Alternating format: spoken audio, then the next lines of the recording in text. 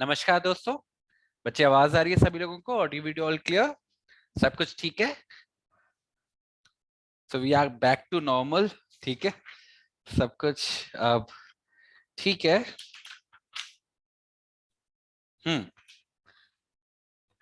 Clear आ रहा है बच्चे? सब कुछ ऑडियो वीडियो ऑल क्लियर है? कहीं पे कोई परेशानी नहीं है, कोई दिक्कत नहीं है? बताएंगे चैट बॉक्स में फटाफट से। चलो ठीक है। तो बच्चे हमने अपनी लास्ट क्लास में एजेंडा जो कवर किया है वो किया है आर्टिकल 175 से लेके 187 तक। ठीक है, मोर और लेस रिपीटेटिव था और उसमें कुछ बातों को हमको रिवीजन भी करने को मिला और कुछ बातें नई भी सीखने को मिली। एक बात का क्लैरिफिकेशन है, जैसे वो बच्चा जो क्वेश्चन पूछ रहा था, तो I did look at the article. उसमें ये क्लैरिफिकेशन है बच्चे, वो जो चेयरमैन और डिप्यूटी चेयरमैन के रिमूवल की बात हो रही थी, एट द सेम टाइम वो जो स्पीकर और डिप्यूटी स्पीकर की रिमूवल की बात हो रही थी। मतलब आर्टिकल 181 एंड आर्टिकल 185, ये जो दो आर्टिकल्स हैं जो रिमूवेबल के बारे में है, इसमें जो वोटिंग वाली बात है कि वोटिंग वो करेंगे या नहीं करेंगे, उसमें एक क्लैरिफिकेशन है। जो नॉर्मल रूल है, मतलब जो भी प्रिसाइडिंग ऑफिसर होता है, अगर वो असेंबली है तो वो स्पीकर होगा, अगर वो काउंसिल है तो चेयरमैन होगा। तो जो भी प्रिसाइडिंग ऑफिसर है, नॉर्मल रूल के अंदर, जो कि आर्टिकल 189 के अंदर लिखा हुआ है, जो अभी मैं आपको पढ़ाऊंगा, कि प्रिसाइडिंग ऑफिसर वोट नहीं करता है। केवल in the situations of tie, जब टाई होता है तभी वो as a tie breaker vote डालते हैं। पर इन दो आर्टिकल्स के अंदर जब उनके खिलाफ रेजोल्यूशन की बात हो रही होती है, मतलब आर्टिकल 181 और 185 के अंदर, यहां पे सिचुएशन जस्ट उल्टी है, जस्ट अपोजिट है। ये मैंने आपको गलत बताया है अपनी लास्ट क्लास में, यहां पे जस्ट अपोजिट है। अपोजिट इन द सेंस, यहां पर वोट डालता है नॉर्मली। ठीक है, तो जब उसके खिलाफ जब रेजोल्यूशन की पे वोटिंग होगी, चेयरमैन के खिलाफ या स्पीकर के खिलाफ, वो वोट डालेगा। पर पर अगर बराबरी हुई, तो नॉर्मली तो बराबरी की होने पे वो वोट डालता था, बराबरी होने पर वो वोट नहीं डालेगा। बराबरी होने पे जो उसकी जगह प्रिसाइड कर रहा होगा, क्योंकि वो तो प्रिसाइड कर नहीं सकता ना at that point of time जब उसके बारे में रेजोल्यूशन के ऊपर चर्चा हो रही है, तो उसके अलावा जो कोई दूसरा बंदा प्रिसाइड कर रहा होगा वो डिटरमाइनिंग वोट डालेगा। तो जस्ट उल्टा कर दो। फिर से रिपीट कर रहा हूं, नॉर्मल रूल इज कि प्रिसाइडिंग ऑफिसर वोट्स नहीं डालते हैं, केवल टाई होने की स्थिति में वोट डालते हैं। This is article 189। पर जब उनका रिमूवल का रेजोल्यूशन होता है, स्पीकर का 181 के अंदर और चेयरमैन का 185 के अंदर, यहां पे वो नॉर्मली, क्योंकि वो प्रिसाइड नहीं कर रहे होते हैं, तो as a normal member act कर रहे होते हैं, तो वो वोट डालते हैं। और टाई होने की स्थिति पे वोट नहीं डालते हैं। टाई होने की स्थिति पे जो भी उनकी जगह प्रिसाइड कर रहा होता है वो वोट डालता है। ठीक है, तो एक छोटा सा पॉइंट है जिसको आप याद रखिएगा और आप कंफ्यूज मत होइएगा मेरी तरीके से। ठीक है, चलो आप शुरू करते हैं बच्चे आज के एजेंडा को, मतलब इस क्लास के एजेंडा को। वैसे इस क्लास में जो हमको कवर करना है उसमें कुछ बहुत ज्यादा बचा नहीं है। जो मैंने प्लान आउट किया था वो प्लान आउट किया था कि मैं आपको आर्टिकल 188 से लेके 195 तक पढ़ाऊंगा। कोशिश करूंगा कि यहीं तक रेस्ट्रिक्ट करूं। अगर हमारे पास टाइम बचा तो आगे बढ़ लेंगे थोड़ा सा, क्या चाह रहा है? ठीक है, क्योंकि ज्यादातर चीजें वही हैं जो हम पढ़ चुके हैं। तो यहाँ पर कुछ बहुत ज्यादा समय बर्बाद करना या बहुत ज्यादा एफर्ट लगाना, it is of no reason, क्योंकि हम ये चीजें पढ़ चुके हैं, समझ चुके हैं। तो उनका जितना जल्दी जल्दी हम आगे बढ़ेंगे उतना अच्छा है। तो आ जाओ फटाफट से अपना खोल लो स्टैट्यूट वगैरह और निकालो आप सभी लोग सेक्शन, आर्टिकल 188। सबसे बड़ा चैलेंज यही है, लिखने में भी होता है। तो आप लोग भी ध्यान रखना कि कॉन्स्टिक का जब एग्जाम लिखो तो आर्टिकल लिख के आना। ठीक है, मेरे से तो बड़ा गलती होती है। ठीक है, सेक्शन ही निकलता है मुंह से और लिख भी जाता है सेक्शन मेरे से तो। ठीक है, चलो। तो हमारे ये जो आर्टिकल है, जो नेक्स्ट कॉम्बिनेशन है आर्टिकल 188 और 189 का, वो बात करता है कंडक्ट ऑफ बिजनेस के बारे में। किसके बारे में बच्चे? कंडक्ट ऑफ बिजनेस के बारे में। देखो, जो हमारा आर्टिकल 188 है, बड़ा सिंपल सा आर्टिकल है। ये बात करता है ओथ और अफर्मेशंस की मेंबर्स के बारे में।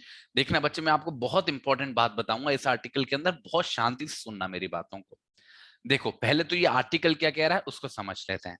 ये कह रहा है कि हर एक बंदा जो लेजिस्लेटिव असेंबली का मेंबर बना है, हर एक बंदा जो लेजिस्लेटिव काउंसिल का मेंबर बना है, वो अपनी सीट लेने से पहले, मतलब असेंबली में अपनी सीट लेने से पहले, काउंसिल में अपनी सीट लेने से पहले, वो क्या करेगा? ओथ लेगा। और ओथ कौन दिलवाता है? ओथ को दिलवाने की नॉर्मली किसकी जिम्मेदारी होती है? स्टेट के लेवल पे गवर्नर की। तो किसके सामने लेगा ओथ? गवर्नर के सामने लेगा, या फिर गवर्नर के द्वारा कोई दूसरा व्यक्ति चुना गया। पर अगर गवर्नर भी याद रखोगे तो इतना ठीक है। ठीक है, तो ओथ लेगा, और ओथ का क्या फॉर्मेट होता है वो आपको सभी को पता है कि जो सब सारे लोगों की ओथ का फॉर्मेट कहां पे लिखा हुआ है? थर्ड शेड्यूल के अंदर। Third schedule is about oath and affirmations. तो क्या पढ़ा बच्चे हमने आर्टिकल 188 के अंदर कि हर एक बंदा जो मेंबर बनता है, असेंबली का इलेक्शन जीत के आया होगा, और काउंसिल का वही जो मैंने आपको 5-6 तरीके बताए थे, ठीक है, उनके थ्रू बना होगा। तो वो सीट को लेने से पहले, अपने कार्यभार को संभालने से पहले वो ओथ और अफर्मेशन लेता है।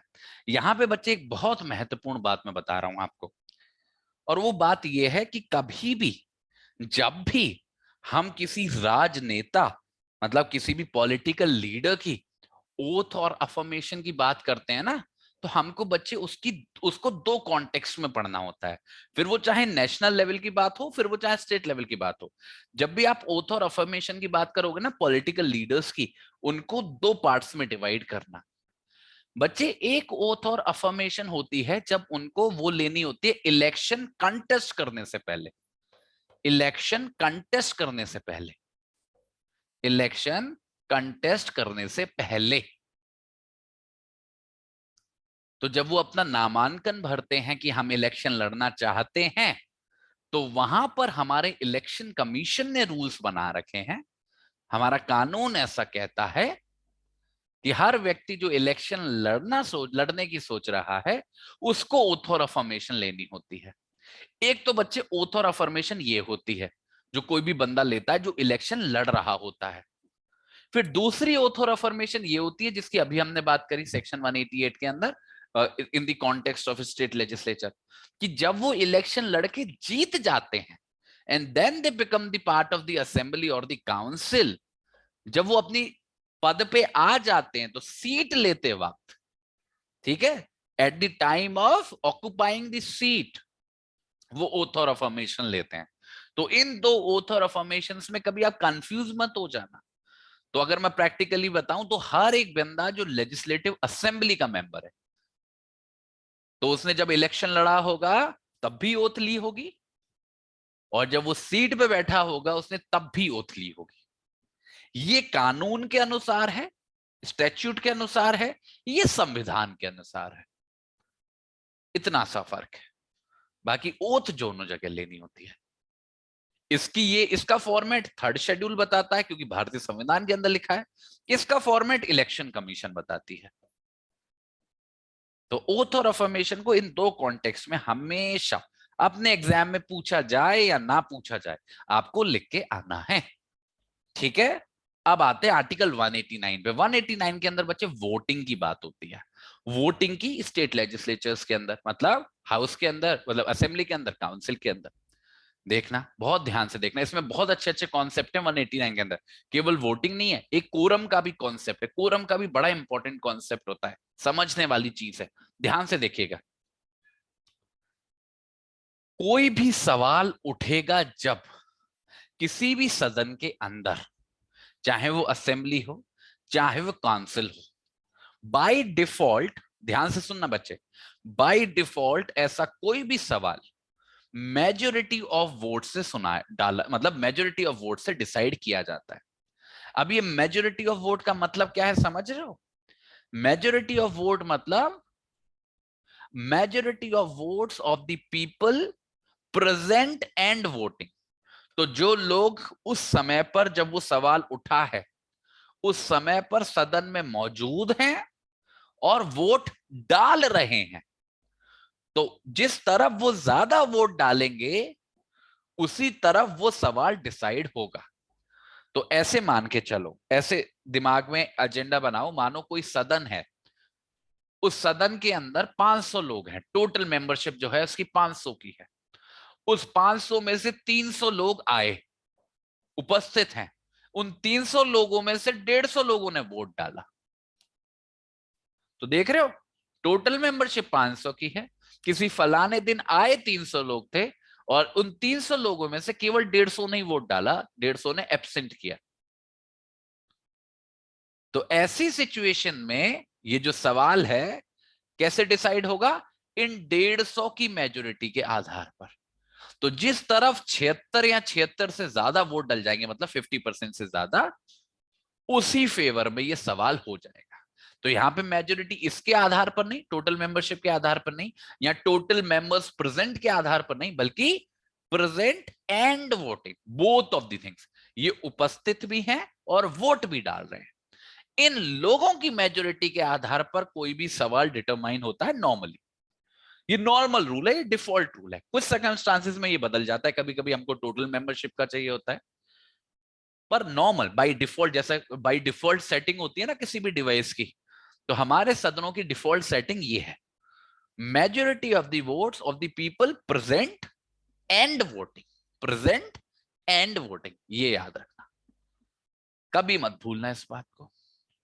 पर जो मैं बात आपको रिपीट कर रहा हूं कि इसमें प्रेजेंट और वोटिंग में कभी भी स्पीकर साहब काउंट नहीं होंगे, या फिर चेयरमैन साहब काउंट नहीं होंगे, या कोई भी व्यक्ति अगर किसी समय पे स्पीकर या चेयरमैन की तरह एक्ट कर रहा है उनकी एब्सेंस में, तो वो बंदा काउंट नहीं होगा। तो मतलब अगर मैं आसान भाषा में कहूं, तो उस सदन का जो प्रिसाइडिंग ऑफिसर है वो काउंट नहीं होगा, क्योंकि जैसा मैं आपको बता रहा हूं कि प्रिसाइडिंग ऑफिसर वोट नहीं डालता है। तो प्रिसाइडिंग ऑफिसर प्रेजेंट तो है, but he would not be considered as a person voting. उसकी वोटिंग की बात कब आएगी बच्चे? अभी मैं बताऊंगा आपको, जब टाई की स्थिति होगी।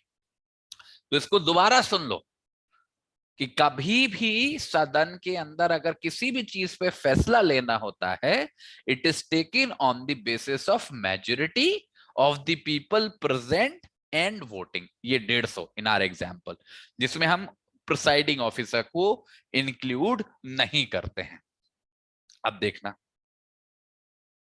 ये जो हमारे प्रिसाइडिंग ऑफिसर्स हैं, मतलब जो हमारा स्पीकर है या चेयरमैन है या कोई व्यक्ति है जो इनके जगह पे काम कर रहा है, वो कभी भी आमतौर पर किसी भी सवाल के बारे में वोट नहीं डालते हैं। तो जब भी वोटिंग होती है ना, पहली बार जब वोटिंग होती है, वोटिंग चल रही होती है, तब वो वोट नहीं डालते हैं। वो केवल एक परिस्थिति में वोट डालते हैं। मैंने कहानी सुनाई थी ना आपको अटल बिहारी वाजपेयी जी वाली, केवल एक परिस्थिति में वोट डालते हैं, जब इक्वालिटी ऑफ वोट्स की सिचुएशन हो जाए, जब सिचुएशन इक्वालिटी ऑफ वोट्स की हो जाए। तो जैसे हमने 150 का एग्जाम्पल लिया था, अगर ऐसी परिस्थिति हो जाती कि 75 लोग बोल रहे होते हाँ और 75 लोग बोल रहे होते ना, तब आते चेयरमैन साहब या फिर जो भी प्रिसाइडिंग ऑफिसर है, हाँ या ना, और वो जो बोलते वही होता। ठीक है, इक्वालिटी, इस बात को कभी ना भूलें, कभी ना। जो बातें मैं आपको बता रहा हूं ना, इन बातों को कभी नहीं भूलना आप, लाइफ लॉन्ग मत भूलना। इक्वालिटी ऑफ वोट्स की स्थिति में हमारे प्रिसाइडिंग ऑफिसर्स वोट डालते हैं। Come two clause number 2। एक अब आते हैं हम उस वाली बात पे, कोरम वाली बात पे। देखो, अब देखो, हर एक सदन की एक स्पेसिफाइड मेंबरशिप है, राइट? उसकी स्ट्रेंथ है। अब हर असेंबली की स्ट्रेंथ अलग है, और असेंबली के ही आधार पर काउंसिल की स्ट्रेंथ बताई गई है, मैक्सिमम 1/3, मिनिमम 40, ऐसा करके। और जो असेंबली की मेंबरशिप है वो मैक्सिमम 500 है और मिनिमम 60 है।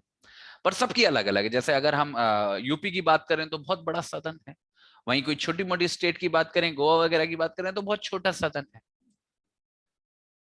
पर इन सारे डिफरेंसेस के बावजूद जो लॉ अप्लाई होता है ना, कार्यवाही के बारे में विद इन अ सदन, वो सब में सेम अप्लाई होता है। और वो ये कहता है कि अगर किसी सदन में कोई वैकेंसी है, मतलब कोई गद्दी खाली है, कोई सीट खाली, और कोई का मतलब है it can be more than one, एक हो, दो हो, 5 हो, 10 हो, 50 हो, डिपेंडिंग ऑन द साइज उस सदन का। अगर किसी सदन में कोई वैकेंसी है, इस बात का कोई प्रभाव नहीं पड़ता उस सदन की कार्यवाही के ऊपर। डिस्पाइट दैट वैकेंसी, सदन अपनी कार्यवाहियों को वैसे ही चला सकता है जैसे वो आमतौर पर चलाता। पहली बात तो ये बस समझ लो। तो नॉर्मल रूल इज दैट कि वैकेंसी की वजह से, किसी गद्दी खाली होने की वजह से किसी भी प्रोसीडिंग्स को क्वेश्चन नहीं कर सकते आप। इसके बाद एक और चीज है बच्चे, एक परिस्थिति आती है, बहुत ही खतरनाक सी परिस्थिति है, और वो परिस्थिति ये है कि अगर कभी कोई ऐसा व्यक्ति जो किसी सदन की कार्यवाही में पार्टिसिपेट करने का हकदार नहीं है, मानो उसकी मेंबरशिप इनवैलिड है फॉर एनी रीजन, और ऐसा व्यक्ति अगर सदन की किसी कार्यवाही में पार्टिसिपेट कर लेता है डिस्पाइट द फैक्ट कि वो एंटाइटल्ड नहीं था, और वो पार्टिसिपेट भी कर लेता है और वोट भी डाल देता है, इस बात के बावजूद भी आगे चल के ऐसी किसी कार्यवाही को इस वजह से चैलेंज नहीं किया जा सकता कि उसमें कोई भी ऐसा व्यक्ति मौजूद था जिसका अधिकार नहीं था कार्यवाही में पार्टिसिपेट करने का या वोट करने का। तो कभी भी कोई भी वैकेंसी या कोई भी ऐसा पर्सन जो एंटाइटल नहीं था, उसका पार्टिसिपेशन कभी रीजन नहीं बनता किसी भी प्रोसीडिंग को चैलेंज करने का। यह बात अलग है कि ये जो बंदा है जिसने ऐसी हरकत की है, इस पे फाइन लगता है, इस पे फाइन लगता है, जितना मुझे याद आ रहा है, एक बार आप क्रॉस चेक कर लेना, 500 रुपए पर डे के हिसाब से। और वो सब चीजें अलग है, हम पढ़ रहे हैं संविधान। अगर मैं संविधान की आपको सीधे तौर पर बात बताऊं, सदन के अंदर कोई भी वैकेंसी या कोई भी ऐसे व्यक्ति की मौजूदगी जो अधिकारिकता नहीं रखता है, वो कभी भी प्रोसीडिंग्स को विटिलेट नहीं करती है। ठीक है, अब ये जो वैकेंसी वाली बात बताई ना बच्चे मैंने, उसी से एक और बात जुड़ी है, वो है कोरम की बात, और जो आती क्लॉज 3 के अंदर। इसको बड़ा ध्यान से सुनना। कोरम का मतलब होता है मिनिमम आपको कितने लोग चाहिए सदन की कार्यवाही को चलाने के लिए, the minimum number of people that you need to continue with the proceedings. और इसके बारे में भारतीय संविधान बहुत लिबरल है, बहुत लिबरल है। देखो क्या स्टैंडर्ड लगाया है।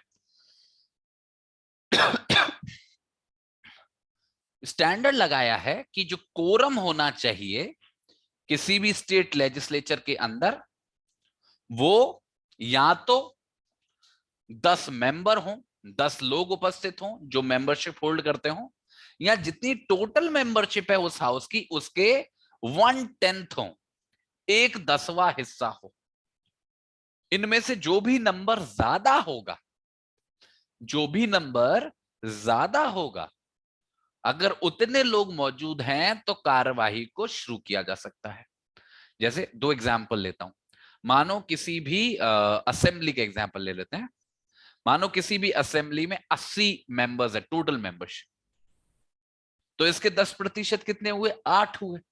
तो इसमें कौन सा रूल लगेगा? ये 10 मेंबर्स वाला। तो यहां पर जब तक 10 मेंबर्स मौजूद नहीं होंगे तब तक कार्रवाई आगे नहीं बढ़ सकती, तब तक कार्रवाई आगे नहीं बढ़ सकती। ऐसे ही मानो कोई सदन है जिसमें 200 लोग हैं, टोटल मेंबरशिप है उसकी 200, तो 200 के 10% कितने हुए? 20, और 20 तो 10 से ज्यादा है, तो यहां पे कौन सा रूल लगेगा? ये 1/10 वाला। 1/10 कितना हुआ? 1/10 कितना हुआ? 20। तो अगर किसी सदन में 200 मेंबर्स हैं, तो कम से कम जब तक 20 लोग उपस्थित नहीं होंगे तब तक वो कोरम कॉन्स्टिट्यूट नहीं करेंगे, और जब तक कोरम कॉन्स्टिट्यूट नहीं होगा तब तक कार्रवाई नहीं चल सकेगी। तो 10 मेंबर्स या फिर 1/10 ऑफ द टोटल मेंबरशिप, जो भी ज्यादा हो, जो भी ज्यादा एप्लीकेबल रूल हो, उतने लोग होने चाहिए टू कॉन्स्टिट्यूट दी कोरम। और कोरम का मतलब क्या है कि जब तक सदन के अंदर कोरम नहीं होगा तब तक कार्रवाई आगे नहीं बढ़ सकती। तो मानिए सदन बैठा, लोग आए ही नहीं, लोग वॉकआउट कर रहे हैं, किसी बात का अपोजिशन कर रहे हैं, ऐसी चीजें होती रहती हैं, पार्टीज मिल गई हैं, तो सदन में बैठे हैं 4-5 लोग, या उतने नहीं बैठे जितने जरूरी है, तो हमारा चेयरमैन स्पीकर चाह के भी कार्रवाई को आगे नहीं बढ़ा सकता। और अगर उसने किसी कार्रवाई को किया इसकी अवहेलना के साथ, तो उस कार्रवाई की कोई वैल्यू नहीं होगी, उसमें जो भी कुछ किया जाएगा उसका कोई भी मान्यता नहीं होगी। आपने कई बार सुना होगा, अखबारों में देखा होगा, न्यूज में देखा होगा कि कांग्रेस ने किया वॉकआउट, या बीजेपी ने किया वॉकआउट, या फलानी पार्टी ने किया वॉकआउट। ये वॉकआउट क्या है? ये एक तो तरीका है दिखाने का कि हम एग्री नहीं कर रहे किसी भी बात से, but at the same time this is also targeted to a situation की कोरम ही कॉन्स्टिट्यूट ना हो। कि कोरम ही नहीं होगा तो कार्रवाई बढ़ ही नहीं पाएगी, चाह के भी नहीं बढ़ पाएगी। So all of this comes under this article 189 clause 3। ठीक है, कोरम वाली बात। अब देखो क्लॉज 4, अब ध्यान से सुनना। अगर किसी भी समय पर मीटिंग के दौरान, वो मीटिंग चाहे लेजिस्लेटिव असेंबली की हो चाहे काउंसिल की हो, अगर कोई भी कोरम नहीं बन पा रहा है, जैसी मैंने बात बताई, ये जिम्मेदारी होती है उस स्पीकर की अगर वो असेंबली है, उस चेयरमैन की अगर वो काउंसिल है, या कोई भी व्यक्ति जो उनके स्थान पर उस काम को कर रहा है, कि या तो वो अगली तारीख दे दें, स्थगित कर दें कार्रवाई को, एडजॉर्न कर दें, या फिर उस मीटिंग को सस्पेंड कर दें उतने समय के लिए जब तक उतने लोग आना जाएं। लग रहा है कि आने वाले हैं, 2 घंटे बाद आ जाएंगे, 4 घंटे बाद आ जाएंगे, 8 घंटे बाद आ जाएंगे, तो अगली तारीख देने की जरूरत नहीं, सस्पेंड कर दो फॉर द टाइम बिंग। या फिर अगर लग रहा है कि आज नहीं आएंगे तो अगली तारीख दे दो। पर जरूरी बात क्या है कि दोनों में से कुछ भी करो, वो तो आपकी मर्जी है। You can not, you can not proceed, you can't proceed. अगर कभी भी आपका अपोजिशन, जो सदन के अंदर आपकी अपोजिंग पार्टी है, अगर उनके नंबर्स ज्यादा हैं, तो वो ऐसी स्थिति ला सकते हैं आपके लिए कि आप कोई काम कर ही नहीं पाओगे। इस बात का ख्याल था अंबेडकर जी को, कॉन्स्टिट्यूएंट असेंबली को, क्योंकि ऐसा अमेरिका में, ब्रिटेन में बहुत होता है। क्योंकि ब्रिटेन में 2 पार्टी का सिस्टम है और वो लगभग लगभग बराबर रहती हैं। तो इस बात का अंदेशा था हमारे कॉन्स्टिट्यूशन मेकर्स को कि अगर हम कोरम के रिक्वायरमेंट्स को थोड़ा सा ज्यादा रखेंगे तो अपोजिशन पार्टी एक्सप्लॉइट करेगी इस बात को और वो कार्यवाहियों को आगे नहीं बढ़ने देगी। इसलिए स्टैंडर्ड इतना नीचे रखा। बहुत सरप्राइजिंग है ये बच्चे, बहुत सरप्राइजिंग है, क्योंकि बहुत बड़े बड़े सदन होने लगे हैं आजकल बड़ी स्टेट्स के। तो 10 मेंबर्स, 10% इज नथिंग। पर स्टिल आज के समय पे भी, वैसे अब तो बच्चे थोड़ा सा मुश्किल है, पिछले 10 साल में जो गवर्नमेंट्स आ रही हैं वो मेजोरिटी ही लेके आ रही हैं और अच्छी खासी मेजोरिटी लेके आ रही हैं। बट एक समय होता था जब ताल मटोल होता था, जब छोटी छोटी पार्टीज मिलके सरकार या अपोजिशन बनाया करती थी, तब ये कोरम बनाना भी मुश्किल हो जाता था। ठीक है, तो ये एक टाइम पे, मतलब हो सकता है कभी भी वो समय वापस आ सकता है। ठीक है, चलो तो फटाफट से रिवाइज करा देता हूं बच्चे आपको। 189 के अंदर हमने क्या पढ़ा है? 189 के अंदर हमने वोटिंग की बात पढ़ी, वैकेंसी की बात पढ़ी और कोरम की बात पढ़ी। ठीक है, सबसे पहले बात पढ़ते हैं किस बात की, कि वोटिंग कैसे होती है। तो हर एक क्वेश्चन को मेजोरिटी ऑफ वोट्स के आधार पर डिसाइड किया जाता है, majority of votes of the people present and voting. Speaker या चेयरमैन आमतौर पर वोट नहीं करते, वो करते हैं इक्वालिटी ऑफ वोट्स की सिचुएशन में। ठीक है, वैकेंसी के बावजूद कार्रवाई को चलाया जा सकता है।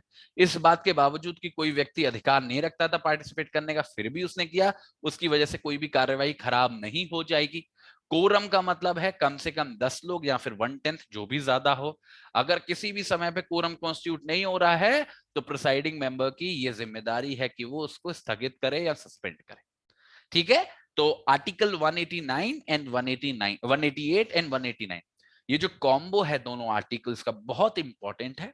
और इनके अपने आप से कई सारे ऑब्जेक्टिव क्वेश्चंस निकलते आते हैं। तो अगर आप इन 2 आर्टिकल्स को अच्छे से पढ़ लोगे तो आप ये समझो कि हो सकता है कि 1-2 क्वेश्चन आपका इन्हीं में से फंस जाएगा, क्योंकि इसमें बहुत सारे कॉन्सेप्ट्स आ जाते हैं और कॉम्प्लिकेटेड कॉन्सेप्ट्स हैं, जिससे सवाल का जवाब देना थोड़ा सा मुश्किल हो जाता है।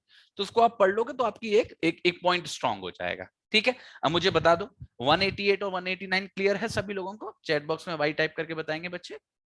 क्लियर है? कहीं कोई परेशानी नहीं है, कोई दिक्कत नहीं है? बेसिक सा है। चलो अब बढ़ते हैं बच्चे अगले कंपोनेंट पे, और ये हमारा लास्ट मतलब लास्ट आर्टिकल नहीं है, लास्ट कंपोनेंट। ये है डिस्क्वालिफिकेशन के बारे में, कि कब कब मेंबर डिस्क्वालीफाई हो जाते हैं। ये बच्चा बड़ा ध्यान से सुनना, बहुत ध्यान से सुनना।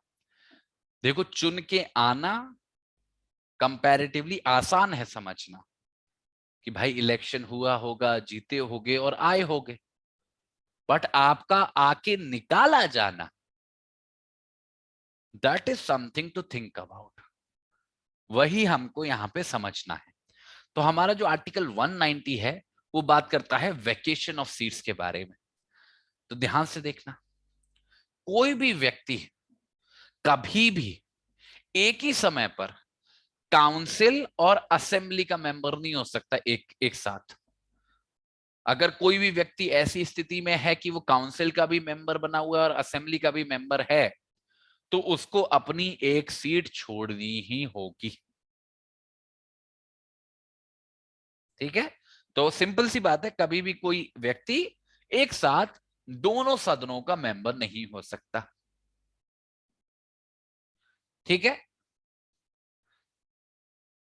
कोई भी व्यक्ति एक ही समय पर एक से ज्यादा राज्यों में सदनों का मेंबर नहीं हो सकता। कि आप यूपी की लेजिस्लेटिव असेंबली में भी हो, मध्य प्रदेश की भी लेजिस्लेटिव असेंबली में हो, या काउंसिल में हो, मतलब एक से ज्यादा स्टेट के सदनों में भी आप मेंबर नहीं हो सकते। वहां पे भी आपको चुनना पड़ेगा दोनों में से कोई एक, और आपको जिसको नहीं चुना है वहां पे आपको रेजिग्नेशन देना पड़ेगा। और अगर आपको ऐसा नहीं करते हो तो आपको एक समय अवधि दी जाएगी प्रेसिडेंट के द्वारा। अगर आपने उस समय के अंदर एक सीट को खाली नहीं किया तो बाय डिफॉल्ट मान लिया जाएगा कि उसमें से जो आपकी सीट है किसी पर्टिकुलर असेंबली के अंदर या काउंसिल के अंदर वो वैकेंट हो गई है। तो कहने का मतलब, अगर अपनी मन मर्जी से नहीं करोगे तो मजबूरन आपको हटाना पड़ जाएगा। तो आप एक साथ एक ही स्टेट के अंदर दोनों सदनों के मेंबर नहीं हो सकते, और एक ही साथ अलग अलग स्टेट में भी सदनों के मेंबर नहीं हो सकते। ठीक है, फिर तीसरा, अगर कोई भी लेजिस्लेटिव असेंबली या काउंसिल का मेंबर किसी भी डिस्क्वालिफिकेशन का आधार बन जाता है, किसी भी डिस्क्वालिफिकेशन का आधार बन जाता है, जिसकी अभी हम चर्चा करेंगे डिस्क्वालिफिकेशंस क्या हैं कैसे हैं आर्टिकल 191 के अंदर, या फिर वो रिजाइन कर देता है अपनी सीट से। और जब भी कोई मेंबर किसी भी सदन का, चाहे वो असेंबली हो काउंसिल हो, जब वो रिजाइन करता है तो अपना रेजिग्नेशन किसको देता है? गवर्नर को नहीं, वो देता है अपने प्रिसाइडिंग ऑफिसर को। मतलब अगर असेंबली है तो स्पीकर को, और अगर वो काउंसिल है तो चेयरमैन को। तो अगर कोई व्यक्ति डिस्क्वालिफाइड हो गया है अंडर आर्टिकल 191, इसको अभी हम पढ़ेंगे डिटेल में, या फिर किसी व्यक्ति ने रिजाइन कर दिया है और उसका रेजिग्नेशन एक्सेप्ट कर दिया गया है स्पीकर के द्वारा, तो ऐसी स्थिति में उसकी जो सीट है वो अपने आप खाली हो जाती है। तो डिस्क्वालिफिकेशन की स्थिति में और रेजिग्नेशन की स्थिति में उसकी सीट खाली हो जाती है। बस रेजिग्नेशन की बात में मैं आपको एक क्लैरिफिकेशन दे देता हूं बच्चे यहां पर, कि बच्चे रेजिग्नेशन की जो बात है ऑफ द मेंबर्स, वो उनके हाथ में नहीं है। मतलब कोई भी मेंबर जो है असेंबली काउंसिल का, वो अपनी मन मर्जी से रिजाइन तो दे सकता है, उस रेजिग्नेशन लेटर को तो पहुंचा सकता है चेयरमैन के साथ पास या फिर स्पीकर के पास, पर उसका रेजिग्नेशन तब तक इफेक्ट में नहीं आएगा जब तक उस लेटर को, उस रेजिग्नेशन को वो चेयरमैन और स्पीकर स्वीकार ना कर ले। तो consent of the speaker and the chairman, मतलब जिस भी सदन के आप हो उन उसका होना जरूरी है। और आपका रेजिग्नेशन कंप्लीट तब तक नहीं माना जाएगा, मतलब आपकी सीट खाली तब तक नहीं होगी जब तक वो स्पीकर और चेयरमैन आपका रेजिग्नेशन स्वीकार नहीं कर लेगा। ये बच्चे केवल आपको यहीं देखने को मिलता है। वैसे ही गवर्नमेंट जॉब्स का एक प्रावधान है कि आप कोई गवर्नमेंट जॉब में होते हो तो आपके पास चॉइस नहीं होती कि आप छोड़ के कभी भी भाग लो। इनफैक्ट कंपनीज ने भी आजकल यही कर दिया है, आप रिजाइन दे सकते हो, फिर उसको अफर्म होना पड़ता है। बाकी के जो पद हैं, जैसे जब गवर्नर रिजाइन कर रहा है, या फिर स्पीकर डिप्यूटी स्पीकर को, डिप्यूटी स्पीकर स्पीकर को रिजाइन कर रहा है, या प्रेसिडेंट रिजाइन कर रहा है, एडवोकेट जनरल रिजाइन कर रहा है, अटॉर्नी जनरल रिजाइन कर रहा है, यहां पे ऐसी कोई कंडीशन नहीं है। Their resignation in itself is sufficient कि उनका पद छूट गया। पर जब मेंबर की बात करते हैं इन द असेंबली और in the council, we always need to remember that resignation has to be accepted, and only when it is accepted it becomes effective. ये बात आपको ऐसे प्रत्यक्ष तौर पर शायद कहीं लिखी हुई ना मिले, but this is something that you must keep in your mind. तो दो सिचुएशन में सीट खाली हो रही है, डिस्क्वालिफिकेशन की स्थिति में और रेजिग्नेशन के एक्सेप्टेंस की स्थिति में। ठीक है, देखो, हाँ, जब भी रेजिग्नेशन दिया जाता है किसी भी मेंबर के द्वारा प्रिसाइडिंग ऑफिसर को, उस रेजिग्नेशन को स्वीकार करने से पहले उस प्रिसाइडिंग ऑफिसर की ये जिम्मेदारी होती है कि वो अपने आप को सेटिस्फाई कर ले, जरूरी इंक्वायरी वगैरह कर ले और देख ले कहीं वो व्यक्ति जो रिजाइन दे रहा है वो किसी भी तरीके के दबाव में तो नहीं है, वो अपनी मन मर्जी से दे रहा है या नहीं है।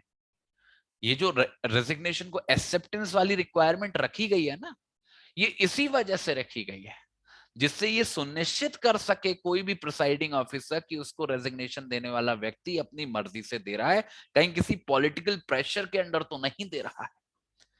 और कभी भी कोई भी चेयरमैन, कोई भी स्पीकर किसी भी रेजिग्नेशन को एक्सेप्ट नहीं करता है जब तक वो अपनी इस जिम्मेदारी को पूरा ना करे।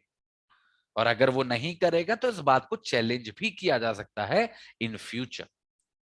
ठीक है, अब ध्यान से देखना,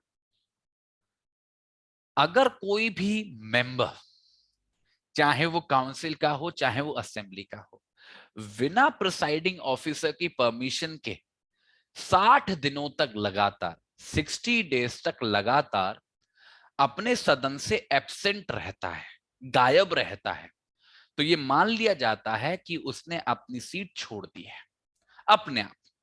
तो एक तो डिस्क्वालिफिकेशन हो गया, एक रेजिग्नेशन हो गया, और ये एक ऑटोमेटिक टर्मिनेशन हो गया कि अगर 60 दिन तक बिना परमिशन के, परमिशन लेके गए हो दैट इज फाइन, जैसे जॉब से आपको निकाल देते हैं जब आप बिना बताए गायब हो जाते हो, सेम सिचुएशन है कि अगर 60 दिन तक आप अगर गायब रहे तो ऑटोमेटिकली आपकी सीट को वैकेंट डिक्लेयर कर दिया जाता है। पर ये जो 60 दिन वाली बात है ना, इन 60 दिनों में ऐसा कोई भी समय काउंट नहीं होगा जो समय सदन जो है या तो प्रोरोग रहा होगा या फिर एडजॉर्न्ड रहा होगा। प्रोरोग और एडजॉर्न में फर्क समझते हो, कई बार मैंने बताया है।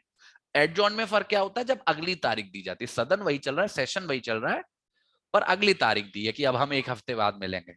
प्रोरोगेशन का मतलब क्या होता है, जब एक सेशन खत्म हो रहा है और अगला सेशन शुरू होगा, जैसे विंटर सेशन खत्म हो रहा है, मानसून आएगा, ऐसे ऐसे करके जब सेशन खत्म होता है तब होता है प्रोरोगेशन, और जब सेशन वही होता है और अगली तारीख दी जाती है वो होता है एडजॉर्नमेंट।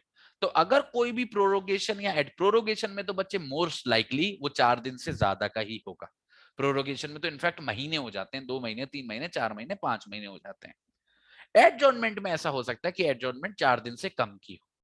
तो अगर कोई भी प्रोरोगेशन या एडजॉर्नमेंट लगातार 4 दिनों से ज्यादा का है तो वो पीरियड काउंट नहीं करेंगे, वो वाला पीरियड काउंट नहीं किया जाएगा इस सिचुएशन के अंदर। जैसे फॉर एग्जांपल मानो 10 तारीख को सदन को एडजॉर्न किया गया, दोबारा सदन मिला, जो अगली तारीख मिली थी वो मिली थी 16 तारीख, तो बीच में कितना फासला हो गया, 6 दिनों का फासला हो गया। तो ये वाला जो पीरियड है वो काउंट नहीं होगा 60 दिन में। पर अगर ऐसा होता कि 10 तारीख को सदन को अगली तारीख दी गई और अगली तारीख दी गई 13 तारीख, तो ये 3 ही दिन हुए, ये 4 दिन से कम है, तो ये पीरियड काउंट होगा।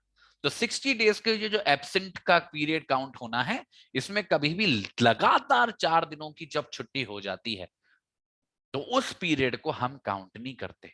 ठीक है, तो जितने भी पीरियड के लिए वो लगातार छुट्टी चलती रही, बस रिक्वायरमेंट की ये है कि वो 4 कंसेक्यूटिव डेज से ज्यादा होनी चाहिए, लगातार होनी चाहिए, कंटिन्यूस होनी चाहिए। ठीक है, तो 60 डेज इज द क्राइटेरिया। फटाफट से रिवाइज कर लो बच्चे इस आर्टिकल को। आर्टिकल 190 बात करता है सीट्स को वैकेट करने के बारे में, बड़ा सिंपल सा आर्टिकल है, ये कहता है कि कोई भी व्यक्ति जो है, जो दोनों सदनों का एक साथ मेंबर नहीं हो सकता है, उसे अपनी सीट छोड़नी पड़ती है किसी एक में। कोई भी व्यक्ति जो है एक से ज्यादा स्टेट्स में सदन का मेंबर नहीं हो सकता, उसको सीट छोड़नी पड़ती है किसी भी एक सदन के अंदर। फिर 3 तरीके हैं। उसका डिस्क्वालिफिकेशन हो सकता है, जो हम अब पढ़ने वाले हैं अगले आर्टिकल के अंदर। वो रिजाइन कर सकता है, रिजाइन वो अपने प्रिसाइडिंग ऑफिसर को देता है, जिसका एक्सेप्टेंस होना जरूरी है। ठीक है। या फिर अगर वो 60 दिन तक गायब रहता है, तो फिर हम मान लेते हैं कि उसकी सीट खाली होगी। तो इन 3 तरीकों से उसकी सीट खाली हो सकती है।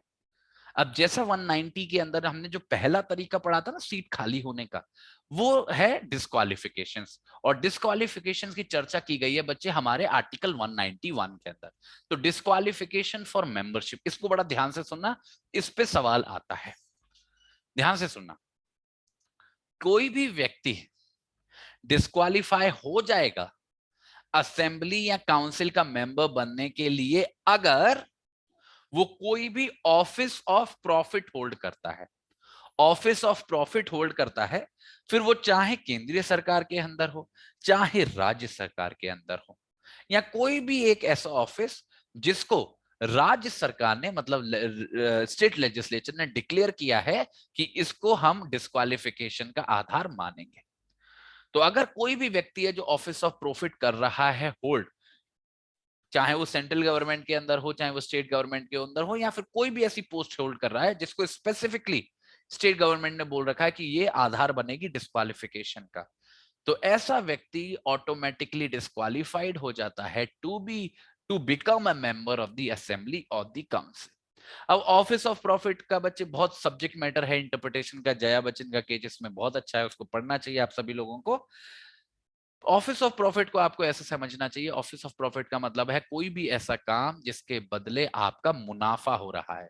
तो अगर आपको कोई भी सैलरी मिल रही है, कोई भी अलाउंस मिल रहा है, कोई भी रेमुनरेशन मिल रहा है उस काम के लिए, भले ही वो आपका अकेला काम ना हो, आप और भी कुछ करते हो साथ में, आपकी फुल टाइम जॉब ना हो, चाहे वो ऑनररी पोस्ट ही क्यों ना, ऑनररी पोस्ट समझते हो, किसी को रिस्पेक्टफुल पद दे देते हैं नाम के लिए, अगर उसमें भी ऐसे कुछ बेनिफिट्स हैं, they are all considered to be office of profit. तो कोई भी व्यक्ति जो ऑफिस ऑफ प्रॉफिट होल्ड कर रहा है सरकार के अंदर, उसको हम नहीं बनने दे सकते। ठीक है, this is the first reason. दूसरा क्या है, दूसरा डिस्क्वालिफिकेशन का आधार क्या है, ये तो बड़ा नॉर्मल सा है कि अगर वो व्यक्ति अनसाउंड माइंड का है, अगर वो दिमागी रूप से ही ठीक नहीं है, तो इसका काम कैसे चलेगा। पर केवल मेडिकली रूप से अनसाउंड माइंड होना सफिशिएंट नहीं होता बच्चे, कि डॉक्टर की रिपोर्ट है कि वो पागल है, नहीं नहीं। अनसाउंड माइंड ऐसा होना चाहिए जिसके बारे में कोर्ट ने घोषणा कर रखी हो, एक कॉम्पिटेंट कोर्ट ने घोषणा कर रखी हो कि ये व्यक्ति अनसाउंड माइंड का है। कोर्ट भी घोषणा मेडिकल एविडेंस को देखकर ही करेगा, पर डिस्क्वालिफिकेशन के लिए कोर्ट की घोषणा का मौजूद होना जरूरी है। तो अगर आप किसी को डिस्क्वालीफाई करना चाहते हो, इट इज नेसेसरी कि आप कोर्ट को अप्लाई करो, फिर कोर्ट घोषणा करेगा। ठीक है, तो unsound mind as declared by the competent court. तीसरा ग्राउंड ऑफ ये आपका है डिस्क्वालिफिकेशन, अगर वो जो व्यक्ति है अनडिस्चार्ज इंसॉल्वेंट है। इंसॉल्वेंट का मतलब होता है दिवालिया, अनडिस्चार्ज का मतलब होता है एक ऐसा व्यक्ति जिसने अपने उधार नहीं चुकाए हैं। ठीक है, तो अगर कोई भी अनडिस्चार्ज इंसॉल्वेंट है तो वो व्यक्ति नहीं बन सकता। अगर वो इंसॉल्वेंट था कभी पर उसने अपनी लायबिलिटी को डिस्चार्ज कर दिया है, यहां पे कोई दिक्कत नहीं, कोई परेशानी नहीं, किसी के पास्ट के पीछे हम नहीं भागेंगे। But at that particular point of time जब वो कंटेस्ट करने की सोच रहा है, at that point of time अगर वो एक अनडिस्चार्ज इंसॉल्वेंट है तो वो डिस्क्वालिफाइड है।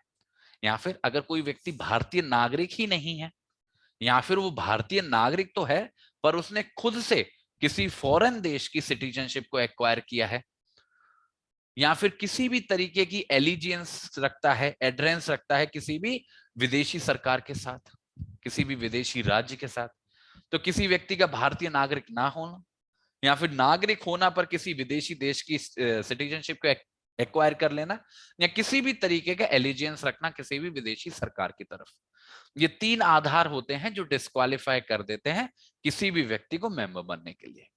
ठीक है, या फिर कोई भी ऐसी डिस्क्वालिफिकेशन जो पार्लियामेंट ने कानून बना के स्थापित की है। तो ये तो डिस्क्वालिफिकेशन, ये जो डी पॉइंट तक है, 4 डिस्क्वालिफिकेशन तो हमारी भारतीय संविधान ने बता दी। इसके अलावा अगर पार्लियामेंट चाहे तो वो एडिशनल ग्राउंड्स बना सकती है डिस्क्वालिफिकेशन के। बच्चे सोचने वाली बात यहां पे है कि हम मेंबरशिप के डिस्क्वालिफिकेशंस पढ़ रहे हैं किसके, स्टेट लेजिस्लेचर के, पर उस डिस्क्वालिफिकेशंस के बारे में कानून बनाने की पावर किसके पास है, पार्लियामेंट के पास। तो क्या आधार होंगे डिस्क्वालिफिकेशन के मेंबर्स के, भले ही वो असेंबली के मेंबर्स क्यों ना हो या काउंसिल के मेंबर्स क्यों ना हो, even that is determined by the parliament, not bye the state legislature. इस बात को याद रखना। तो फटाफट से रिवाइज कर लेते हैं बच्चे, क्या क्या ग्राउंड्स हैं डिस्क्वालिफिकेशन के। सबसे पहला ग्राउंड है ऑफिस ऑफ प्रॉफिट, दूसरा है unsound mind as declared by competent court, तीसरा है अनडिस्चार्ज इंस्टॉलमेंट, चौथा है रिगार्डिंग सिटीजनशिप, यहाँ तो भारतीय नागरिक ना होना या फॉरेन सिटीजनशिप को जानबूझ के एक्वायर करना या किसी भी तरीके की एलिजेंस रखना, ठीक है, या फिर पार्लियामेंट के द्वारा किसी कानून के अंदर डिस्क्वालीफाई हो जाना। फिर बच्चे एक एक्सप्लेनेशन है, और ये जो एक्सप्लेनेशन है वो ऑफिस ऑफ प्रॉफिट के बारे में है। इसमें बोला गया है कि अगर कोई व्यक्ति मिनिस्टर है, ध्यान से सुनना, अगर कोई व्यक्ति मिनिस्टर है, चाहे राज्य सरकार में चाहे केंद्रीय सरकार में, ऐसे व्यक्ति को हम नहीं मानते कि वो ऑफिस ऑफ प्रॉफिट होल्ड कर रहा है। तो अगर कोई व्यक्ति है, मानो वो केंद्रीय सरकार में अभी मिनिस्टर है और वो इलेक्शन लड़ना चाहता है, ये बात सही है कि वो एक साथ नहीं बन सकेगा दोनों का मेंबर, पर वो अभी तो लड़ रहा है ना इलेक्शन, जब मेंबर बन जाएगा तब चूज कर लेगा कि उसे क्या करना है। तो ऐसी कोई डिस्क्वालिफिकेशन उस पर नहीं लगेगी। तो being a minister under a government is not considered as office of profit, इसको स्पेसिफिकली एक्सक्लूड किया है। क्योंकि अगर इस पे नॉर्मल टेस्ट लगाएंगे, जो मैंने टेस्ट बताया आपको ऑफिस ऑफ प्रॉफिट का, कि आपको कोई भी रेम्युनरेशन मिल रहा है, कोई भी बेनिफिट मिल रहा है, कोई भी अलाउंस मिल रहा है, तो वो ऑफिस ऑफ प्रॉफिट हो जाता है। मिनिस्टर्स को ये सब मिलता है। तो अगर हम नॉर्मल डेफिनेशंस के हिसाब से जाएं तो मिनिस्टर की पोस्ट भी ऑफिस ऑफ प्रॉफिट की डेफिनेशन में गिरेगी। यही वजह है कि स्पेसिफिकली एक्सप्लेनेशन के अंदर मिनिस्टर्स को एक्सक्लूड किया गया है, फिर वो चाहे स्टेट लेजिस्लेचर के हो मिनिस्टर्स, चाहे यूनियन गवर्नमेंट के हो मिनिस्टर्स, दोनों ही डिस्क्वालिफाइड नहीं होते, केवल इस वजह से कि वो मिनिस्टर हैं, कि वो इलेक्शन को कंटेस्ट कर सके फॉर द स्टेट लेजिस्लेचर। कई बार ऐसा हो सकता है बच्चे कि यूनियन के मिनिस्टर्स सीएम बनने की राह देख रहे हो, सीएम बनना चाहते हो किसी स्टेट में, उस वजह से इलेक्शन को कंटेस्ट कर रहे हो। ऐसा बहुत बार हुआ है कि यूनियन लेवल के मिनिस्टर सीएम बने हैं, सक्सेसफुल सीएम बने हैं, अभी हमारे सामने कई एग्जांपल्स हैं। या फिर ऐसा भी हो सकता है कि कोई सरकार चल रही थी किसी राज्य में, अब वो दूसरे जगह पे इलेक्शन को कंटेस्ट कर रहे हैं, या फिर उनकी केयर टेकर गवर्नमेंट चल रही है, इलेक्शन कंटेस्ट हो रहे हैं, वो भी मिनिस्टर का पद होल्ड कर रहे हैं। तो किसी भी सिनेरियो में just because a particular person is a minister, वो डिस्क्वालिफिकेशन का आधार नहीं होगा ऑफिस ऑफ प्रॉफिट के ग्राउंड पे, ठीक है। फिर है इसका बच्चे क्लॉज 2, कि कोई भी व्यक्ति डिस्क्वालिफाइड होगा लेजिस्लेटिव असेंबली या काउंसिल का मेंबर बनने के लिए अगर वो 10th शेड्यूल के लिए डिस्क्वालिफाइड है। अब बच्चे ये जो 10th शेड्यूल का ये जो प्रोविजन है ना बच्चे, इसके बारे में आई एम थिंकिंग कि जब ये सारी कहानी खत्म हो जाएगी ना, जब एक बार ये मेजर सब्जेक्ट्स वगैरह हम लोग पढ़ लेंगे, तो आपको तसल्ली से पढ़ाऊंगा ये 10th शेड्यूल का पंगा, क्योंकि ये 10th शेड्यूल का पंगा बहुत डिटेल्ड है।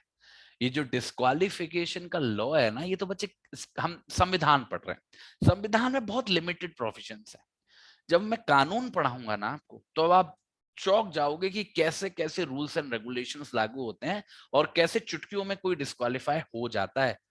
तो हमको वो सारी बातें समझनी पड़ेगी। अभी बस आप इतना सा याद रखो कि in addition to all of this, जो हमने डिस्क्वालिफिकेशन के अभी 5 ग्राउंड पढ़े, एक 10th शेड्यूल नाम का एक शेड्यूल है हमारे भारतीय संविधान के अंदर, जो आधार बन सकता है किसी भी मेंबर के डिस्क्वालिफिकेशन का।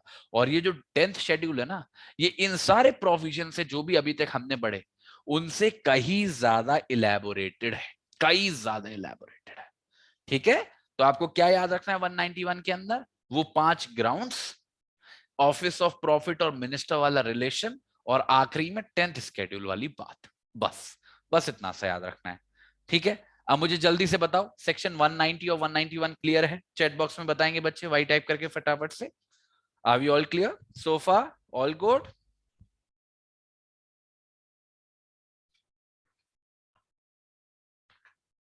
ठीक है, बहुत अच्छा है। अब देखो मूव करते हैं अपने नेक्स्ट आर्टिकल पे। जो हमारा नेक्स्ट आर्टिकल है वो है आर्टिकल 192। 192 बहुत क्रूशियल है इस वजह से क्योंकि ये बात करता है कि डिस्क्वालिफिकेशंस के ऊपर, जिसकी हमने अभी चर्चा की कि ये डिस्क्वालीफाई हो जाएगा, इस आधार पर हो जाएगा, वो आधार हो जाएगा। ये डिस्क्वालिफिकेशंस पे फैसला कौन लेता है या फिर फैसला लिया कैसे जाता है, ध्यान से सुनना। अगर कोई भी सवाल उठता है कि कोई भी व्यक्ति जो मेंबर बन चुका है लेजिस्लेटिव असेंबली का या काउंसिल का, कि वो डिस्क्वालिफिकेशन का सब्जेक्ट मैटर हो गया है उन सारे आधारों के अंदर जो अभी हमने पढ़े, मतलब उनमें से किसी भी आधार के अंदर, कि उसने ऑफिस ऑफ प्रॉफिट होल्ड कर लिया है, या वो अनसाउंड माइंड का हो गया है, या फिर वन डिस्चार्ज इंसॉल्वेंट हो गया है, या फिर कोई पार्लियामेंट के कानून के तहत गड़बड़ हो गई है। तो अगर कोई व्यक्ति है जो पहले से मेंबर है, मतलब पहले से उस स्थिति में नहीं था, डिस्क्वालिफिकेशन की स्थिति में नहीं था, पर मेंबर रहते रहते ऐसी परिस्थिति में आ गया है, तो ये जो सवाल है कि किसी को डिस्क्वालीफाई करना चाहिए या नहीं, इस सवाल को हमेशा भेजा जाता है किसके पास? गवर्नर के पास। किसके पास? गवर्नर के पास। और गवर्नर का जो फैसला होता है डिस्क्वालिफिकेशन के बारे में किसी भी मेंबर के, वो फाइनल होता है। अब बच्चे यहां पे दो बातें बारी बारी से सुनना और बहुत ध्यान से सुनना। बच्चे डिस्क्वालिफिकेशन का जो कॉन्टेक्स्ट है जिसको अभी हमने सेक्शन 191 के अंदर पढ़ा, वो दो सर्कमस्टांसेस में आ सकता है। पहला सर्कमस्टांसेस है प्री मेंबरशिप, मेंबर बनने से पहले, प्री मेंबरशिप। तो अगर कोई व्यक्ति जिस समय पे वो इलेक्शन कंटेस्ट कर रहा है, मतलब एक ऐसी स्थिति जब वो मेंबर बना नहीं है, मेंबर बनने से पहले अगर उनमें से किसी भी डिस्क्वालिफिकेशन की कैटेगरी के अंदर गिर रहा है जिनको हमने पढ़ा, तो फिर वो तो इलेक्शन लड़ ही नहीं पाएगा, और लड़ गया है तो वो पद होल्ड नहीं कर पाएगा, मतलब जैसे ही वो डिस्क्वालिफिकेशन लगेगी उसका स्थिति वहीं फ्रीज हो जाएगी। तो उसमें कोई ऐसी दिक्कत परेशानी होती नहीं है क्योंकि वो अभी मेंबर बना नहीं है, अभी वो सदन में एंटर हुआ नहीं है। तो इस सारे मामलों को बच्चे हमारा इलेक्शन कमीशन संभाल लेता है। पर फिर दूसरी डिस्क्वालिफिकेशन की स्थिति आती है जब कोई व्यक्ति मेंबर तो बन गया, तब उस पे कोई भी डिस्क्वालिफिकेशन नहीं लग रही थी, पर मेंबरशिप पाने के बाद उसने कुछ ऐसा किया है कि उस पर कोई डिस्क्वालिफिकेशन लग रही है, कि मानो मेंबर रहते रहते उसने कोई ऑफिस ऑफ प्रॉफिट चुन लिया है, या इंसॉल्वेंट हो गया है, अनडिस्चार्ज इंसॉल्वेंट हो गया है, या अनसाउंड माइंड का हो गया है, इतनी खुशी हो गई जीतने की। तो ऐसी कुछ सर्कमस्टांसेस अगर हो गई हैं, तो ऐसी परिस्थिति जो पोस्ट मेंबरशिप अराइज हो रही है, तो यहां पे रोल आता है बच्चे गवर्नर का। यहां पे नहीं आता गवर्नर का रोल, यहाँ पे गवर्नर का कोई रोल नहीं है। यहाँ पे रोल आता है गवर्नर का, कि भाई गवर्नर डिसाइड करता है कि कोई भी व्यक्ति डिस्क्वालीफाई होने की रिक्वायरमेंट्स को सेटिस्फाई कर रहा है या नहीं। पर बच्चे जैसा मैं आपको बार बार बोलता हूं कि गवर्नर का मतलब है यहाँ पे कौन? Council of ministers along with the chief minister. वो लोग निर्धारित करते हैं, और ये बच्चे बड़ी गड़बड़ सिचुएशन है। गड़बड़ सिचुएशन क्यों है? क्योंकि ये जो मेंबर है जिसकी डिस्क्वालिफिकेशन का फैसला लिया जा रहा है, ये मेंबर तो बच्चे कोई भी हो सकता है ना।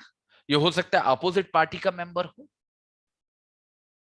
तो कितना न्यूट्रल रहने वाला है काउंसिल ऑफ मिनिस्टर और चीफ मिनिस्टर उसके बारे में डिस्क्वालिफिकेशन पे फैसला लेते वक्त, ये तो भगवान ही जानता है।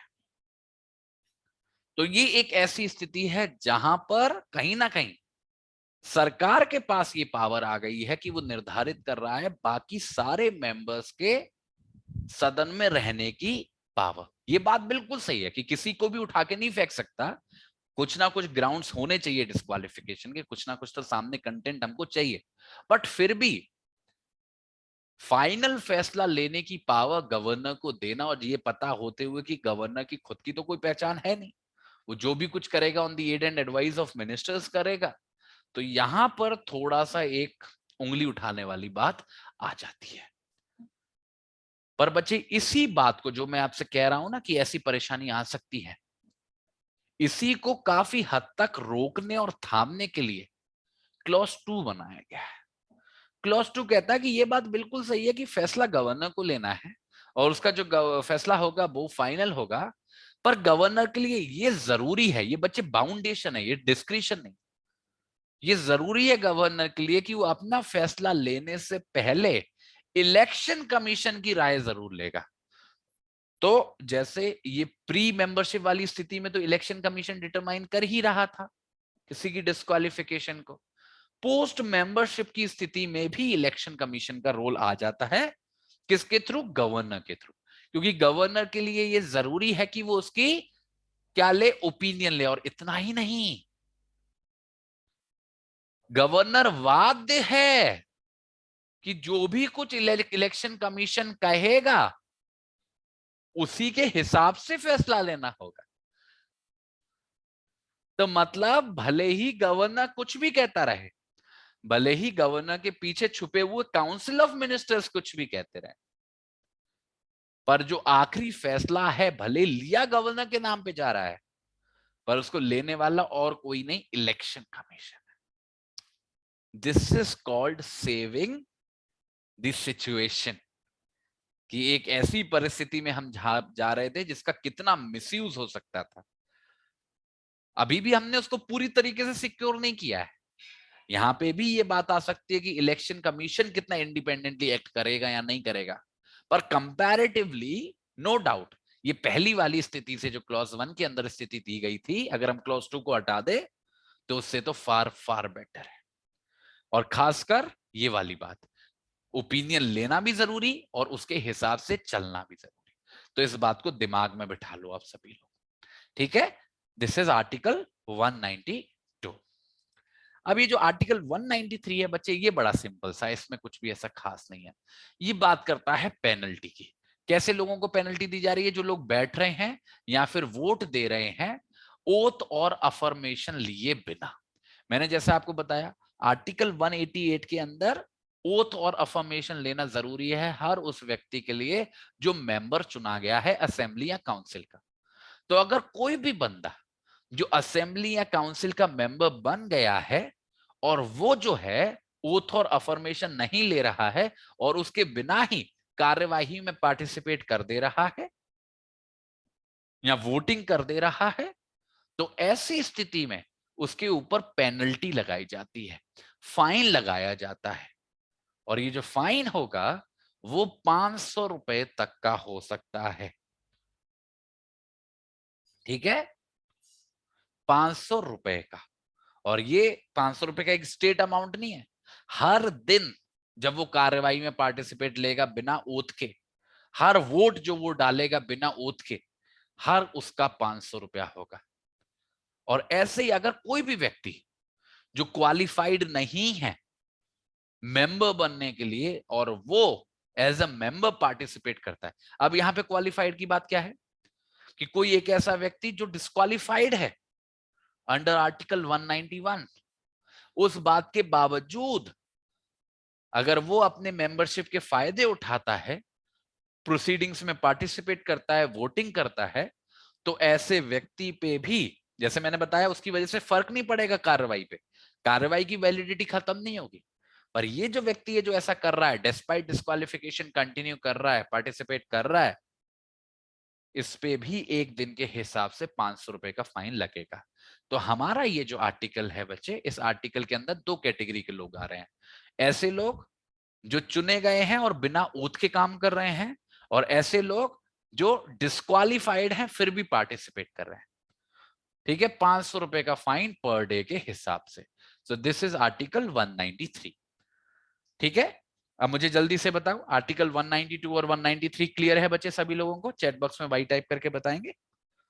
क्लियर है, समझ में आ गया है सभी लोगों को? कहीं पे कोई दिक्कत नहीं है, कोई कंफ्यूजन नहीं है? बताओ, फटाफट से बताओ। समझ में आ रही है ना बातें? नोट करते जा रहे हो साथ के साथ? नोट करना बड़ा जरूरी है। नोट नहीं करोगे तो ये मेहनत आपको दोबारा करनी पड़ेगी, दोबारा सर मारना पड़ेगा। ठीक है, ठीक है। ये कौन सा है? This is 196, 195, 194। चलो ठीक है। अब मैं बच्चे बस आपको दो आर्टिकल्स और पढ़ाऊंगा और 10 मिनट से ज्यादा नहीं लगेंगे दोनों आर्टिकल्स में। ठीक है, ये दोनों आर्टिकल्स का जो ग्रुप है वो है 194 और 195 का। इसमें बच्चे हम बात करेंगे पावर्स की, प्रिविलेजेस की, इम्यूनिटीज की इन मेंबर्स की, जो असेंबली के मेंबर्स हैं, जो काउंसिल के मेंबर्स हैं। इसमें सबसे प्रोमिनेंट आर्टिकल है बच्चे आर्टिकल 194। तो जब भी आपको पावर्स प्रिविलेजेस की चर्चा करनी होगी अपने आंसर के अंदर और वो इन मेंबर्स के बारे में होगी, तो आपको सीधे 194 पे जंप करना है। बड़ा सिंपल सा सेक्शन है, सिंपल सा आर्टिकल है, बस आपको ध्यान से देखना है। ठीक है, ध्यान से देखो। सबसे पहली बात कि फ्रीडम ऑफ स्पीच होगी। क्या होगी? Freedom of speech. Freedom of speech मतलब अभिव्यक्ति की आजादी होगी। ये बहुत जरूरी है। वैसे तो हर एक भारतीय नागरिक को अभिव्यक्ति की आजादी दी है हमारे इंडियन कॉन्स्टिट्यूशन ने आर्टिकल 19(1)(a) के अंदर। पर ये जो अभिव्यक्ति की आजादी है, ये व्यक्ति विशेष नहीं है, ये नागरिक होने के नाते नहीं मिल रही। ये दो नाते से मिल रही है। पहला नाता है इसका क्योंकि आप मेंबरशिप होल्ड करते हो किसी पर्टिकुलर हाउस की, और दूसरा इसका नाता है उस हाउस से कि उस सदन के अंदर आपको बोलने की आजादी है, अभिव्यक्ति की आजादी है। तो ये जो फ्रीडम ऑफ स्पीच है, इसको बच्चे बहुत ज्यादा इंपॉर्टेंस दी जाती है, क्योंकि जब भी कोई नेता, राजनेता सदन में जाता है और वो कुछ बोलता है, तो केवल एक व्यक्ति नहीं बोल रहा, वो उसकी कॉन्स्टिट्यूएंसी के जहां से वो जीत के आया है, वो लाखों करोड़ों लोग बोल रहे हैं एक साथ, एक व्यक्ति के माध्यम से। दैट इज द रीजन की freedom of speech becomes very essential, very necessary यहां पर। तो freedom of speech is the very first thing.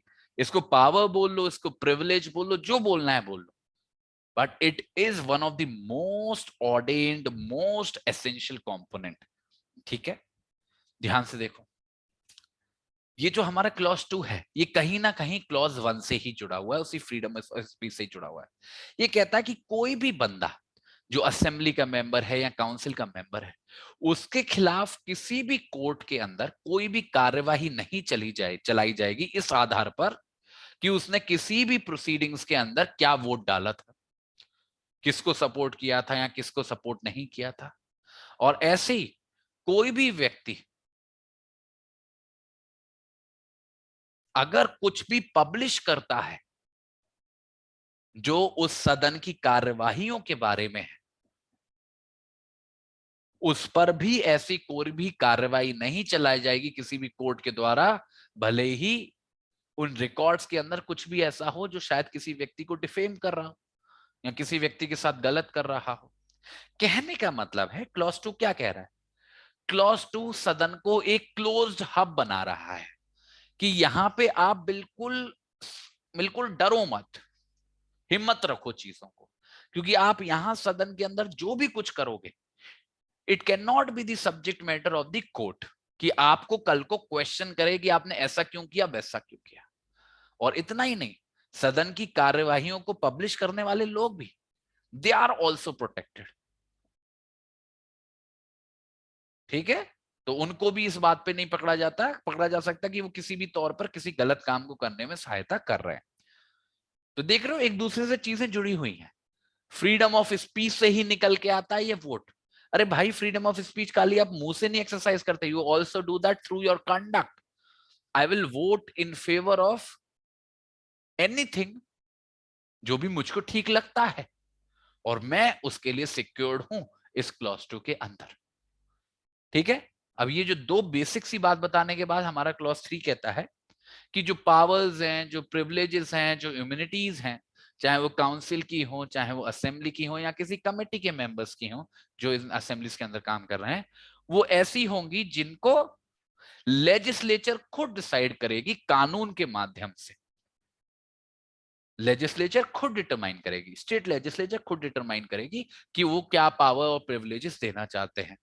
और जब तक वो ऐसा नहीं कर रही है, तो वो रहेंगी जो 44th अमेंडमेंट एक्ट के आने से पहले थी। वैसे मुझे लगता है कि आप इस चीज को अवॉइड करो। क्योंकि अवॉइड करने को क्यों बोल रहा हूं? क्योंकि अभी तक हमने अमेंडमेंट्स को डिटेल में नहीं पढ़ा है। हमको ये कॉन्स्टिट्यूशन खत्म करने के बाद एक क्लास या दो क्लास अलग से लेनी पड़ेगी, to understand each and every amendment in their right consequence, in their right context, तब आपको ये बात समझ में आएगी। अभी बस इतना सा समझ लो कि जो भी पावर्स हैं, प्रिविलेजेस हैं, इम्यूनिटीज हैं इन मेंबर्स की, वो लेजिस्लेचर खुद डिसाइड करता है। लेजिस्लेचर का मतलब समझते हो ना, असेंबली विद काउंसिल। ठीक है, कमिंग टू द क्लॉज 4, ये जो भी बातें हमने पढ़ी क्लॉज 1 के अंदर, 2 के अंदर या 3 के अंदर, वो ऐसे लोगों पर लागू होंगी जो व्यक्ति हमारे इस संविधान के हिसाब से अधिकार रखते हैं बोलने का या पार्टिसिपेट करने का उस हाउस की कार्यवाही में या किसी भी कमेटी के अंदर जो उस सदन के अंदर चल रही है। मतलब कहने का मतलब है, ये जो पावर एंड प्रिविलेजेस दी हमने क्लॉज 1 के अंदर, जैसे फ्रीडम ऑफ स्पीच की दी, क्लॉज 2 के अंदर जैसे हमने वोटिंग वाली बात दी, पब्लिकेशन वाली बात दी, और क्लॉज 3 के अंदर जो हमने आखिरी वाली सिचुएशन पढ़ी, ठीक है, इन सारी सिचुएशन को हमने अटैच किया है उन लोगों से जो अधिकारिकता रखते हैं सदन की कार्यवाही में पार्टिसिपेट करने का, उसमें वोट डालने का या उसकी कमेटी में पार्टिसिपेट करने का। तो फॉर एग्जाम्पल, अगर कोई मेंबर है हाउस का तो उसको तो ये प्रिविलेजेस पावर्स मिलेंगे ही, खासकर बोलने का अधिकार। पर मानो कोई व्यक्ति, जैसे एडवोकेट जनरल का एग्जाम्पल ले लो, एडवोकेट जनरल मेंबर नहीं है दोनों में से किसी भी सदन का, पर मानो अगर उसे किसी कमेटी में बना लिया गया है या फिर वो सदन में मौजूद है क्योंकि उसके पास अधिकार है कार्रवाई में पार्टिसिपेट करने का, वोट नहीं डाल सकता, तो उस पे भी ये लिबर्टी लगेगी, उसके पास भी वो अभिव्यक्ति की आजादी होगी जो हर किसी मेंबर पे है। तो it doesn't exist extend only to the members but to each and every person who somehow contribute to the proceedings. जो सदन के इंटरेक्शन में आता है उन सभी लोगों को ये पावर्स और प्रिविलेजेस दी जाती हैं जिनकी हमने चर्चा करी है। तो पावर्स और प्रिविलेजेस की जब भी बात आए उसको 3 एस्पेक्ट्स में समझना। बच्चे इलेबोरेट तो आपको करना पड़ेगा। पहला एस्पेक्ट होगा फ्रीडम ऑफ स्पीच, और इस फ्रीडम ऑफ स्पीच पे आपको 2 से 3 पैरा लिखने होंगे कि क्यों ये जरूरी है। वैसे तो आमतौर पर भी जरूरी है, पर सदन के अंदर इतना क्यों जरूरी है। फिर दूसरे नंबर पे आपको वोट लिखने, वोट वाली बात लिखनी पड़ेगी कि वोटिंग, इंडिपेंडेंट वोटिंग कितनी एसेंशियल है हमारे डेमोक्रेटिक सेटअप के लिए, उस पर 2-3 पैरा लिखने पड़ेंगे। फिर ये पब्लिकेशन वाली बात पे भी आप 1-1.5 पैरा लिख सकते हो। फिर ये तो लॉ के द्वारा डिटरमाइन किया जाएगा, इसमें तो आप कुछ बहुत ज्यादा लिख नहीं पाओगे। और आखिरी में एक पैरा इस बात पे लिखना है कि this is not limited just to the people who are in the house, in fact it extends to each and every person जो समहाउ कंट्रीब्यूट करता है प्रोसीडिंग्स के लिए, उनमें पार्टिसिपेट करता है। ठीक है, तो एक ब्रॉडर कॉन्टेक्स्ट देके जाता है article 194। Now coming to the last article of this session, और वो है आर्टिकल 195। बच्चे आर्टिकल 195 सैलरीज और अलाउंसेस की बात करता है इन मेंबर्स। बहुत सिंपल सा है, इसमें कुछ भी ज्यादा बताने के लिए नहीं है। इसमें बोला जा रहा है कि चाहे लेजिस्लेटिव असेंबली के मेंबर हो, चाहे लेजिस्लेटिव काउंसिल के मेंबर हो, उनको ऐसी सैलरीज मिलेंगी, ऐसे अलाउंसेस मिलेंगे जो समय समय पर वही स्टेट लेजिस्लेचर निर्धारित करेगी। स्टेट लेजिस्लेचर खुद कानून बना के निर्धारित करती है कि किसी भी मेंबर को कितनी सैलरीज, कितनी अलाउंसेस मिलनी चाहिए। पार्लियामेंट नहीं करती बच्चे, कई बार बच्चे मैंने देखा है कि गलत लिखाते हैं। पार्लियामेंट नहीं करती, स्टेट लेजिस्लेचर ही करती है। ठीक है, हर चीज कि क्या क्या कंडीशंस ऑफ चीजें होंगी, क्या क्या बेनिफिट्स मिलेंगे, कौन कहाँ रहेगा, ऐसी ऐसी वैसी सिचुएशंस। ठीक है, और जब तक ऐसा नहीं हो रहा है तो भारतीय संविधान आने से पहले जैसे प्रोविंशियल सिस्टम चलता था, जैसे प्रोविंशियल असेंबलीज काम करती थी, वही पावर और प्रिविलेजेस, वही बेनिफिट्स और सैलरीज मिलते रहेंगे। पर अब तो बहुत समय हो गया भारतीय संविधान को लागू हुए, तो अब तो इन सब चीजों पे आपको लिखने की भी जरूरत नहीं एग्जाम में, क्योंकि ये अब फ्यूटाइल सा लगता है। मुझे भी लगता है कि भारतीय संविधान से अब इन सब चीजों को हटा देना चाहिए। ठीक है, तो आप बस इतना सा पढ़ो कि जो भी सैलरीज एंड अलाउंसेस मिलनी है मेंबर्स को असेंबली के और काउंसिल के, they will be as determined by the state legislature itself. ठीक है, सो ये एक कॉम्बिनेशन हो गया 194 और 195 का, द लास्ट वन। अब मुझे फटाफट से बता दो, समझ में आ गया आप सभी लोगों को? पावर्स और प्रिविलेजेस वाली बात समझ में आई, कंटेक्स्ट समझ में आया? चैट बॉक्स में वाई टाइप करके बताएंगे बच्चे, क्लियर है? अब देखो, नेक्स्ट क्लास के लिए अभी से मेंटली प्रिपेयर हो जाओ। जो बच्चे हमारी नेक्स्ट क्लास होने वाली है ना, वो बहुत क्रूशियल होने वाली है। देखो आज की जैसे जो क्लासेस थी मोर और लेस थोड़ी सी रिपीटेटिव नेचर की थी, हाँ कुछ नई बातें भी हमने सीखी, बट फिर भी हमारी जो नेक्स्ट क्लास होगी वो कंपैरेटिवली ज्यादा एनरिचिंग होगी फॉर द रीजन, देखो हमने प्रोसीजर समझा था, लेजिस्लेटिव प्रोसीजर समझा था यूनियन लेवल पे भी, याद होगा आपको, हमने मनी बिल की बात की थी, फाइनेंशियल बिल की बात की थी, कुछ वैसी ही चर्चा हम लोग करने वाले हैं अपनी नेक्स्ट क्लास में। तो एक तो हमारा रिवीजन भी होगा और छोटे मोटे डिफरेंसेस हैं स्टेट और यूनियन लेवल पे, उनको भी समझेंगे। तो आर्टिकल 196 से लेके 201 तो 201 तक तो यही लेजिस्लेटिव प्रोसीजर के बारे में चर्चा करेंगे। फिर स्पेसिफिकली आर्टिकल 202 से लेके बच्चे 207 तक फाइनेंशियल मैटर्स पे ज्यादा फोकस रखेंगे, क्योंकि देखो स्टेट के जो फाइनेंसेस है ना वो ज्यादा क्रूशियल हो जाते हैं, क्योंकि ग्राउंड लेवल पे वही वर्क करता है। आप देखते होंगे अखबार में, न्यूज़पेपर में स्टेट्स हमेशा रोते रहते हैं कि हमारे पास तो पैसा ही नहीं है, हमारे पास तो पैसा ही नहीं है। तो वी नीड टू अंडरस्टैंड कि what is the process, what is the procedure, उनका ये पैसा आता कहां से। बहुत सिमिलर है यूनियन लेवल से, ऐसा नहीं है कि हमारे लिए बिल्कुल नहीं होने वाली है कहानी, पर ये बड़ी मजेदार होगी। तो आर्टिकल 196 से लेकर 207 तक तो आप कोशिश करना कि हल्के से खुद से पढ़ के आओ। और आखिरी में जो लास्ट में खत्म करूंगा अपनी अगली क्लास को, वो करूंगा 208 से लेके 212 तक। ये 208 से 212 ये मिसलेनियस प्रोविजंस हैं जो नॉर्मल प्रोसीजर के बारे में बात करते हैं, तो उसको समझेंगे। एक और बात है बच्चे, गवर्नर की ऑर्डिनेंस मेकिंग पावर, प्रेसिडेंट की ऑर्डिनेंस मेकिंग पावर का हमने जिक्र किया था, आपके सभी को याद होगा आर्टिकल 123 के अंदर। उसी का कुछ सिमिलर एक छोटा भाई की तरह गवर्नर को भी पावर दी रखी है 213 के अंदर, बिल्कुल सेम क्लॉज है, सेम रिक्वायरमेंट्स है, सेम ग्राउंड्स है। तो उसको भी कवर कर लेंगे with in the next class. तो बच्चे हमारी नेक्स्ट क्लास 196 से शुरू होगी और 213 पे जाके खत्म होगी। फिर उसकी जो नेक्स्ट क्लास होगी, फिर वहां से बच्चे हम लोग हाई कोर्ट्स की चर्चा शुरू करेंगे, ठीक है। तो इस हिसाब से आप अपने दिमाग में भी एक स्ट्रक्चर बना लो, this is how we are going to proceed. एक और बात, आज बच्चे जो मैंने नोट्स अपलोड किए हैं इस टॉपिक के बारे में जिस पे हम चर्चा कर रहे हैं, वो थोड़े से इलेबोरेटेड नोट्स हैं। उनको टाइम देके बहुत शांति से, बहुत पीसफुली पढ़िएगा। आपका एक एक कॉन्सेप्ट, एक एक चीज क्लियर हो जाएगी। अगर कोई चीज मिस आउट भी हुई है तो उनको बड़ा ध्यान से पढ़िएगा, बहुत समझ के पढ़िएगा, एक एक बात को पढ़िएगा, ठीक है। तो मुझे लगता है कि फिर इस कॉन्सेप्ट में ऐसा कुछ भी नहीं रहेगा जो आपको समझ में ना आए, ठीक है। चलो थैंक यू सो मच बच्चे, आप सभी लोगों से मैं कल मिलूंगा 5 बजे, 7 बजे और 9 बजे। कल हमारी सीआरपीसी क्लासेस है, तो सीआरपीसी के लिए आप मेंटली प्रिपेयर हो जाइए, क्योंकि सीआरपीसी में हम काफी आगे बढ़ गए हैं स्टेजेस में, अब हम ट्रायल की तरफ मूव ऑन कर चुके हैं, लगभग जजमेंट वगैरह की तरफ बढ़ने वाले हैं इन दी नेक्स्ट क्लास। तो मेंटली तैयार होके आइएगा और all the best, thank you so much, good night.